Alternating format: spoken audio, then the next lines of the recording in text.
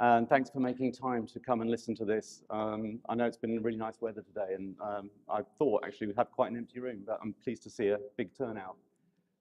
So welcome. I'm James Menzies. I'm a newly installed CEO at CORO Energy. And in fact, I started in the beginning of May, so I think I'm on like day 12 or something of this job. And I've spent the first 10 days over in Southeast Asia, so I only just got back at the weekend. But I want to spend the next 20 minutes talking a little bit about Southeast Asia, why Southeast Asia for CORO, what are we looking for, what could you expect to see.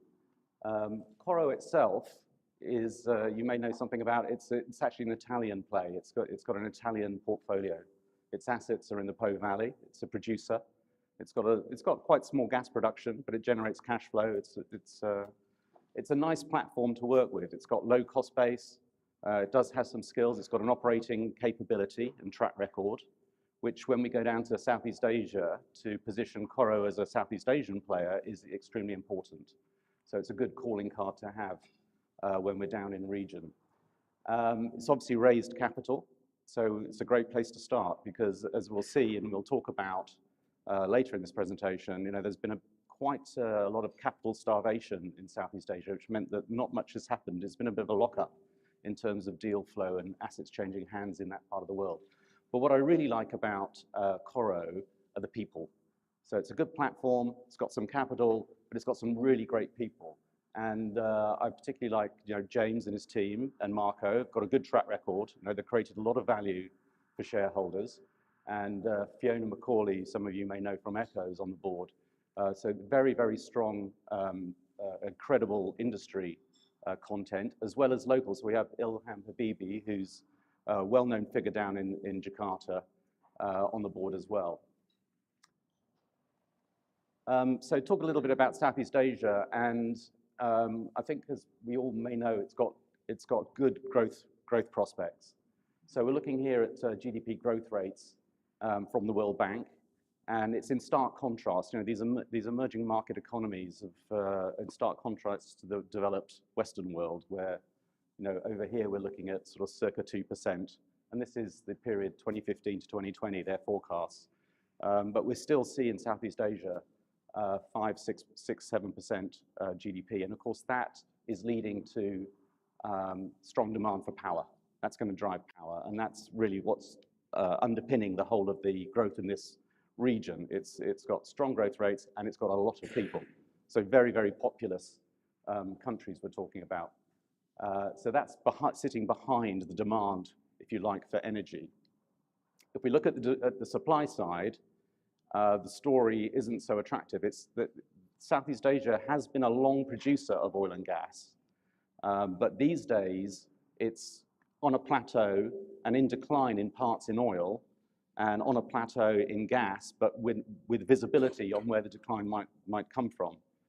So this is an amalgam of declining picture of gas production in Indonesia. It doesn't show up very well on this screen, but we're actually looking at the forecast of where gas production will go and its demand, and we can see that Indonesia will become a gas importer sometime in the 2020s. It kind of varies from commentator to commentator, but there's a gap opening up and it will need to import gas. It's already a net oil importer, but at one point was one of the biggest exporters in the world. And Indonesia was the oil powerhouse of Southeast Asia and the father of the production sharing contract. A lot of companies you'll hear speak have got contracts that are based on production sharing contracts. That's the economic regime they work under. And Indonesia invented it. So it's got a long, long history in the energy sector, but is now becoming a net importer of both oil and gas in its own right. If we look at the balance of supply and demand across the region then, and this is Wood Mackenzie, very well-respected consultancy in oil and gas. And if we look at how that will pan out, this is on gas. Here is their forecast of demand and supply from 2012 to 2024, year by year. And you can see it's all these Southeast Asian countries. And here we are. We have a bit of a supply-demand gap that's emerged. So they're using more gas than they're actually generating themselves. And where is the gap? How's that being fulfilled? Well, they're starting to import LNG. So if you look around the Southeast Asian region, you'll see LNG import is now a thing. It's popped up in, particularly in Thailand. There are some imports points in Indonesia. So they have this funny system where they both export from these old established LNG terminals, but they also import. They're both an importer and an exporter of LNG. And that's fulfilling a little bit of the gap for them at the moment. But Wood Mackenzie see that if they look at the contracted pipeline gas in the region, it's going to turn over now. It's in decline from here on in, really. And there's a little bit of LNG import, but what they're pointing to is uncontracted supply and new discoveries. So what we're particularly interested in is this gap here in discovered resource, which is yet to be contracted, i.e. yet to be commercialized, and new discoveries. So that gives an opportunity for independent E&P companies like CORO to come to this part of the world and find a niche in that envelope. And that's something that I think the independents will be front and foremost in fulfilling. So that supply-demand picture leads to very good, attractive gas fundamentals. So we see prices around the region, and here we're comparing 2005 to 2016. Again, it's not showing up terribly well, but we've seen big jumps in gas prices across Southeast Asia. So, here in Indonesia, we're looking at $6.50 an MMCF, up from around 2.5, 3 about 10 years ago. In the West, we've seen quite the reverse. We do have spikes in gas prices here in the UK, for example, and sometimes in Henry Hub, you do see short-term spikes. But generally, we've seen more depressed prices, but they've been very buoyant out in the Southeast Asian region, and we don't see any reason why that's going to change. I don't think they're going to continue increasing at the rate they have, but certainly the supply-demand dynamic would lend itself to supporting these kind of gas prices. So we like the commercial setting. We like the market dynamics. What about the rocks and the opportunity set? Well, as I mentioned, this region has got a long history of oil and gas production. And here we're showing BP's view of reserves, oil and gas. So the oil's in red and the gas is in green. And current view of reserves, the big numbers sit in Indonesia. Indonesia's got about over 100 TCF of gas reserves at the moment. That's already known about. 3 to 4 billion barrels of oil that's known about. Elsewhere, Malaysia, 43 TCF of gas, again about 3.5 billion barrels of oil. The rest of the region, not so much, although quite a lot of gas reserves have been discovered offshore Myanmar. So of what we know about today, we'd say Malaysia, Indonesia, Myanmar have got a lot of discovered hydrocarbons. Looking at what's undiscovered, the potential of the undiscovered, and this is a yet to find resource estimate from Wood Mac again back in 2013. So it's a little bit old. There's been a bit of happened since they came up with these numbers. But back then, they saw Indonesia 14 TCF, Malaysia 18 TCF, yet to be found.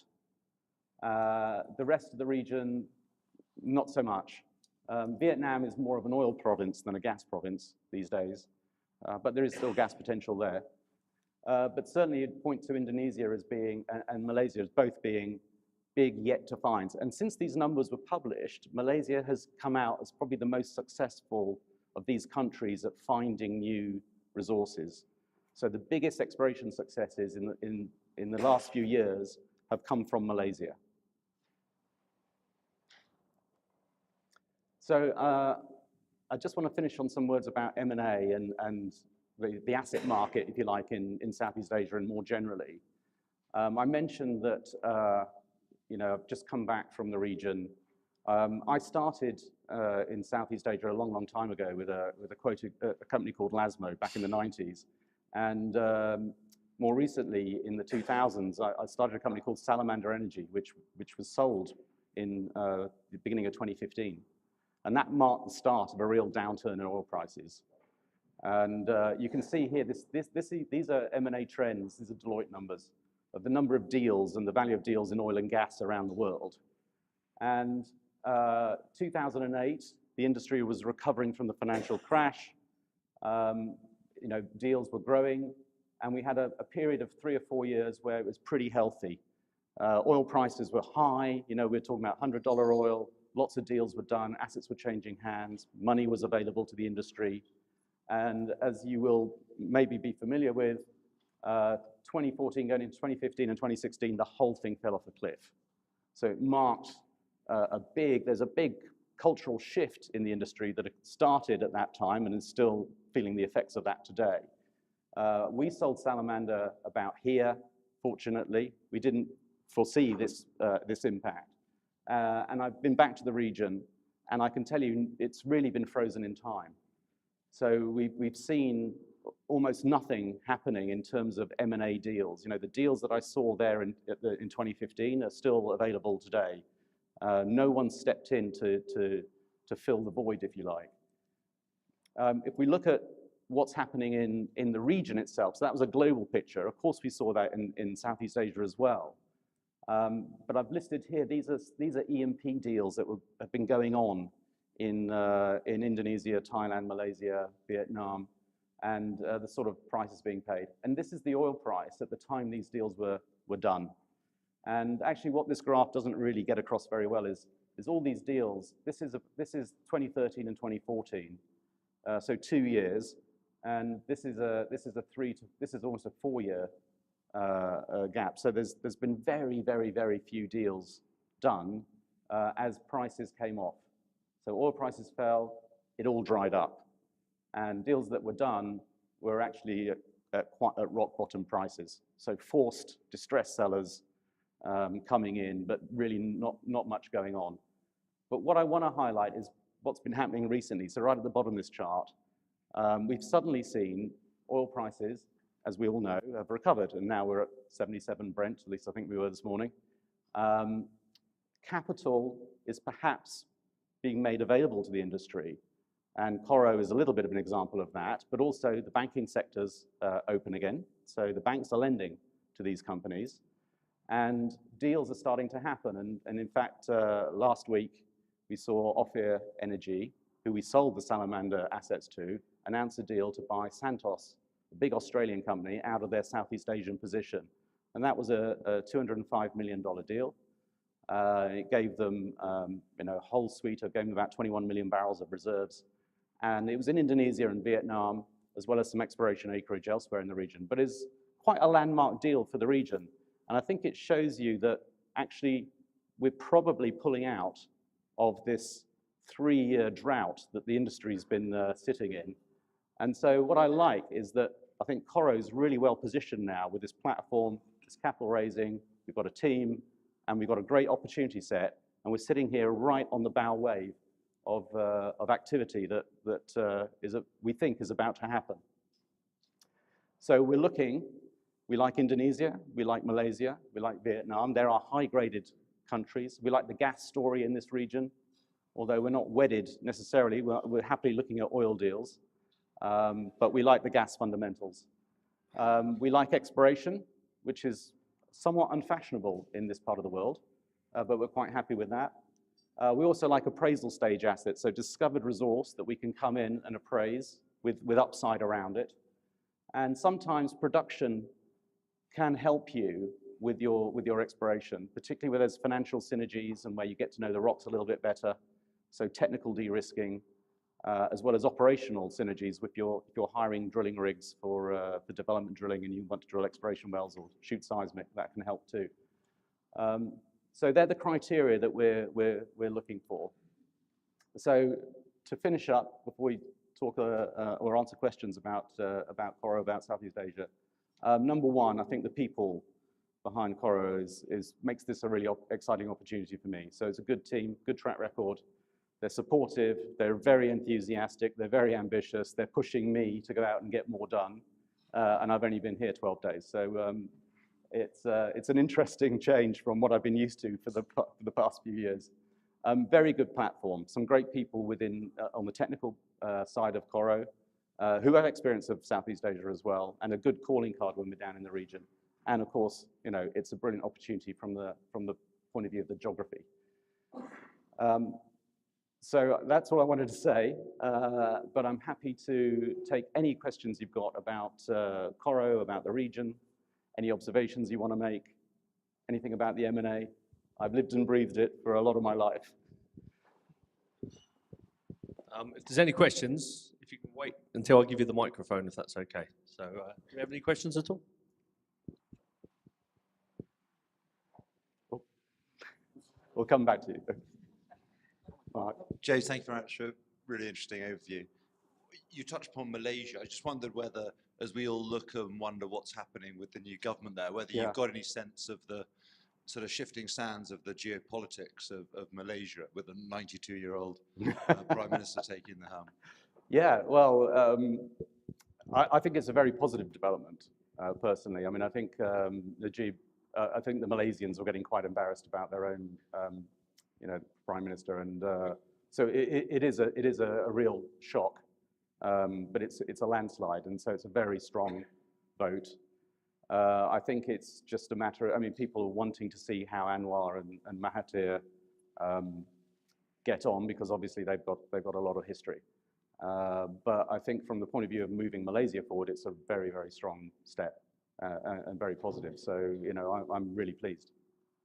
And for those that don't follow it that closely, the 92-year-old Muhammad Mahathir, who was the leader, the father, if you like, of Malaysia, and the party that had led Malaysia ever since its independence, joined the opposition to oust the former Prime Minister, who was viewed as being quite corrupt.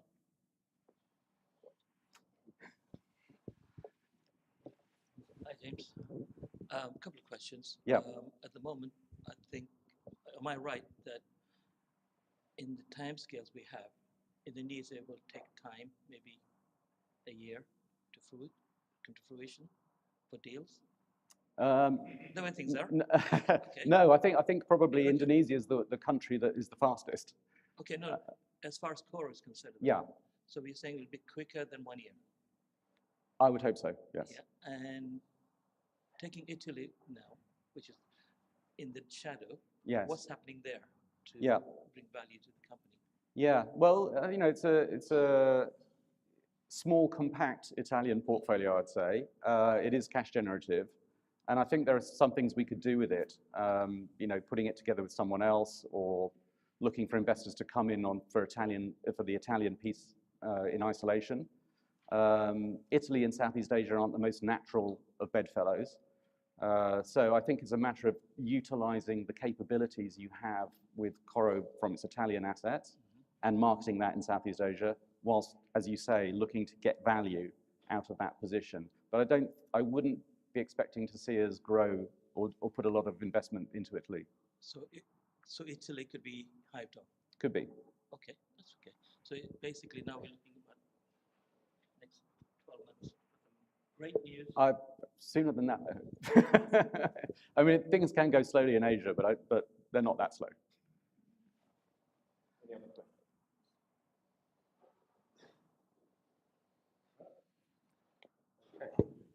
On that note, James. Very good. Thank you very much. Thank you very much. Thank you. Thank you.